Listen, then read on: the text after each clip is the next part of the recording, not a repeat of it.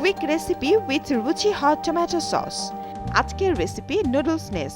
উপকরণ: সেদ্ধ noodles 2 cup, ডিম সেদ্ধ 1টা, সেদ্ধ সবজি 1 কাপ, মুরগির মাংস 1 কাপ, ডিমের সাদা অংশ 1টা, পেঁয়াজ কাটা 1 কাপ, আদা বাটা 1 চা চামচ, রসুন কুচি আধা চা চামচ, গোলমরিচ গুঁড়া 1 চা চামচ, কর্নফ্লাওয়ার 1 টেবিল চামচ, চিলি সস 1 টেবিল চামচ, কাঁচামরিচ ফালি 2টা, চিনি 1 চিমটি, লেবুর রস 1টা, সয়া সস আধা চা চামচ, তেল পরিমাণ মতো, লবণ স্বাদ মতো।